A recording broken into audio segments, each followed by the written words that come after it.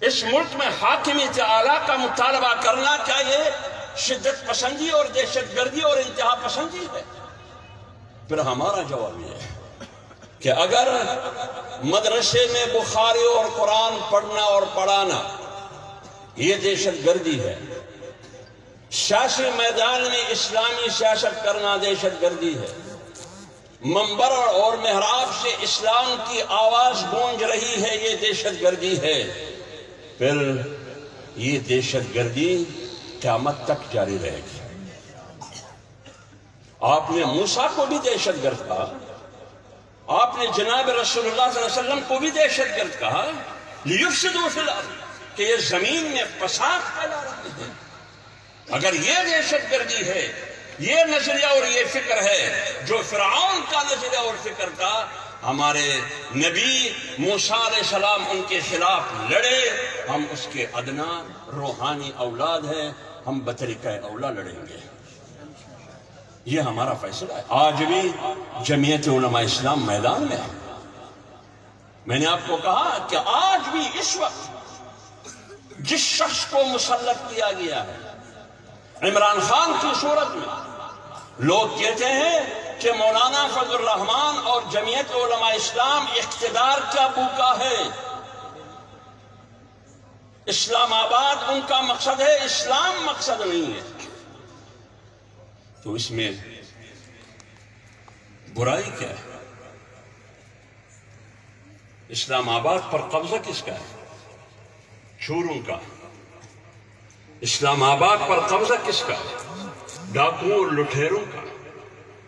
اسلام آباد میں پاکستان کے پارلیمنٹ میں اسلام اور مسلمانوں کے خلاف قانون سازی ہو رہی ہے، دینی مدارس منبر محراب کے خلاف قانون سازی ہو رہی ہے، قوم کی بیٹی جو دوپٹے اور پردے کے ساتھ گھر میں بیٹھی ہے اس کی ناموس اور عزت کو اچھالنے کے لیے قانون سازی ہو رہی ہے۔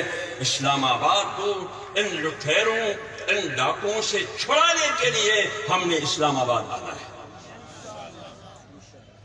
آپ ایسے آرام سے عیاشی سے لیبل شہد شراب پیتے ہوئے، بنی گالا کا لسی پیتے ہوئے تم آرام سے حکمرانی کریں گے؟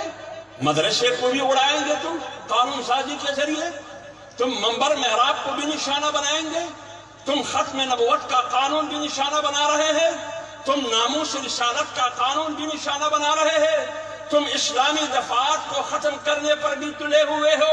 آپ کا پارلیمنٹرین پارلیمنٹ میں کہہ رہی ہے کہ اگر امن چاہتے ہیں مسلمان تو مشرق وسطیٰ میں سب سے پہلے امن لانے کے لیے بیت المقدس اور مسجد اقصی کو یہودیوں کے حوالے کرنا ہوگا۔ کیا یہ آپ کو قبول ہے؟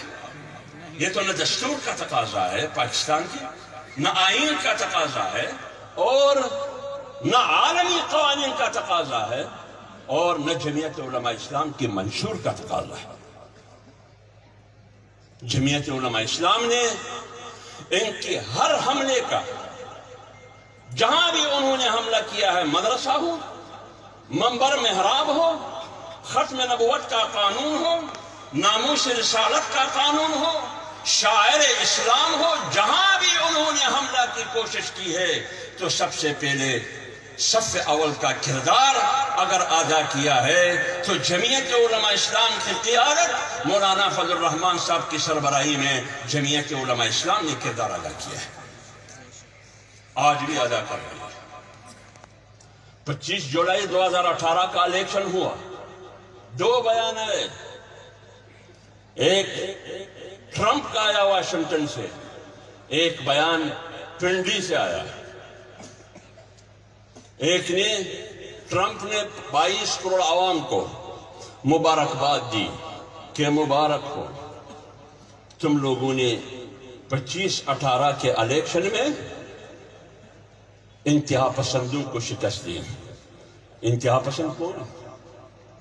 جو اسلامی سیاست کرنے والے لوگ ہیں، بین الاقوامی سیاسیات کے مطابق، عالمی طاغوتی شیطانوں کے مطابق، ان کی سوچ افکار اور نظریات کے مطابق جمعیت علماء اسلام کو وہ اسلامی انتہا پسند سیاست کرنے والی جماعت کہتے ہیں۔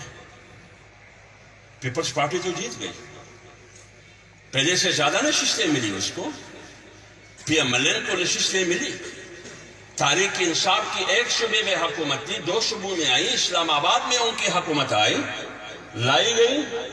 اگر شکست سے دوچار کیا گیا تو وہ جمعیت علماء اسلام کو، اور یہ بھی مذاق اڑاتے رہے کہ یہ چند مولوی ہے، یہ کچھ نہیں کر سکیں گے، یہ 12واں کھلاڑی ہے۔ مولانا فضل الرحمان کے بارے میں کہتے تھے یہ 12واں کھلاڑی ہے۔ کھلاڑی 11 ہوتے ہیں جو میدان میں کھیلتے ہیں، مولانا 12واں کھلاڑی ہے، ادھر تماشائیوں میں بیٹھے۔ آج 12واں کھلاڑی پوری ٹیم کی کپتانی کرتے ہوئے میدان میں آل راؤنڈر کا کردار ادا کر رہا ہے، بیٹسمین بھی ہے، بالر بھی ہے۔ وہ ایک کپنگ کرنے کے لیے فردوسہ شکاوان تھی، وکٹ کیپر کپنگ کرنے کے لیے، کھینچنے کے لیے ایک فردوسہ شکاوان تھی، وہ بھی پتہ نہیں کہاں، وہ بھی نظر نہیں آ رہی۔ ایک وہ پنڈی کا شیطان ہے شیخ رشید، اب یہ مدینے کی ریاست قائم کر رہے ہیں شیخ رشید کے ذریعے، اور ان کی پوری زندگی اور پوری زندگی کی تاریخ اور داستان آپ لال حویلی کی دیواروں سے پوچھیں۔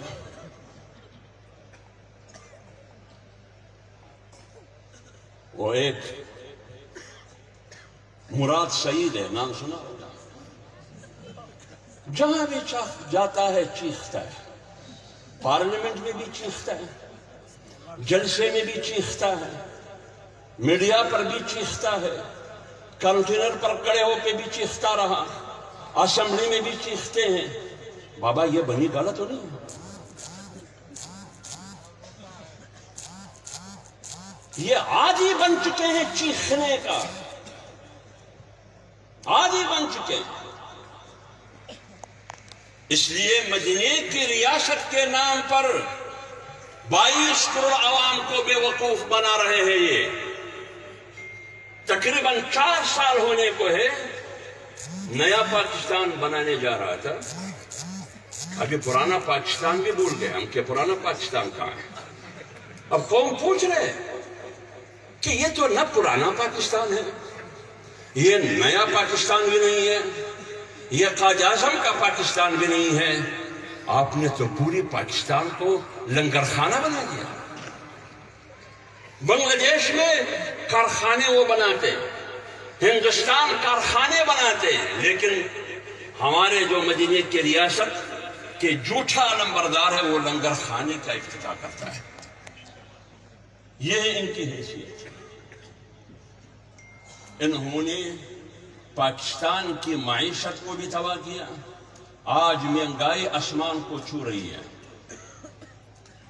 پٹرول کی قیمت آپ کے سامنے، ڈیزل کی قیمت آپ کے سامنے، چینی کی قیمت آپ کے سامنے، گھی کی قیمت آپ کے سامنے، کیا کیا بتاؤں؟ لوگ چیخ رہے ہیں، رول رہے ہیں۔ یہی تو انہوں نے کہا تھا 2014 میں کہ آپ کے چیخے میں نکالوں گا۔ ہمارے خیال میں یہ تھا کہ وہ ہمارے چیخے نکالیں گے، انہوں نے تو 22 کروڑ عوام کے خلاف ایکشن شروع کیا، ان کا چیخے نکال رہے ہیں۔ وہ اس لیے آپ کا چیخے نکال رہے ہیں کہ انہوں نے کہا کہ ادھر آپ کو پاکستان میں سکون نہیں ملے گا، زندہ رہتے ہوئے پاکستان میں آپ کو سکون نہیں ملے گا، سکون اگر ملے گا تو قبرستان میں ملے گا، اس لیے آپ کو قبرستان بھجوا رہے ہیں، وہاں ہے سکون۔ اب جمعیت علماء اسلام کی قیادت میں اس رجیم کی حکومت کے خاتمے کے لیے، ان کی سیاست کے خاتمے کے لیے، ان کا سیاسی جنازہ پڑھانے کے لیے مولانا فضل الرحمان صاحب کی قیادت میں پی ٹی ایم وجود میں آئی ہے، پاکستان ڈیموکریٹک موومنٹ۔ وہ آئے روز احتجاج، ریلیاں، مظاہروں کا اعلان کرتے ہیں۔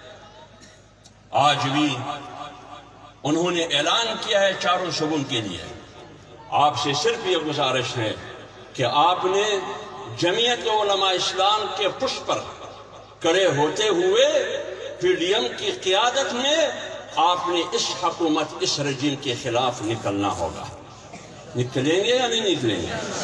تاکہ ہم مولانا فضل الرحمان صاحب کی قیادت میں اس سونامی خان کا جنازہ پڑھا سکیں. اللہ تعالی ہمیں اور آپ سب کو دین پر عمل کرنے کی توفیق عطا فرمائے. وما علینا